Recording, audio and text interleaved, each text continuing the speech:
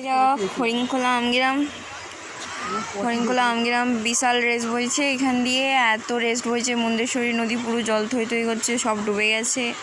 কি অবস্থা, বন্যাপ্রবণ এলাকা, কিন্তু আমরা কখনো বন্যা দেখিনি। আমার বর্ধমানে বাড়ি, যেহেতু আমি কোনো বন্যা দেখিনি, আর এই প্রথমবার বন্যা দেখছি। এত জল কখনো দেখিনি, মাঠ দিয়ে জল কীরকম রেস বইছে। এইখানটা মাত্র আধ ঘন্টার ভেতরে সব ডুবে গেছে।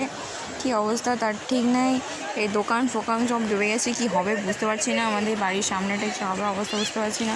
আর এইসব ছেলেদের দেখো শুধু কেউ বন্যার জলে ভিজছে, এদের কোনো ভয় নেই। এরা ওখানেই থাকে যেহেতু, সেখানে এদের কোনো ভয় নেই। কিন্তু আমরা তো ওইখানে কখনো বন্যা দেখিনি, যেহেতু ভয় করছে কি হবে না হবে। ওই জায়গাটা দেখুন কেমন রেস বইছে, এত রেস মানে কখনো দেখিনি, যেহেতু এত রেস কখনো দেখিনি রেসটাতে। নমস্কার বন্ধুরা, আপনারা এই বন্যার সময় একটু সাবধানে থাকবেন।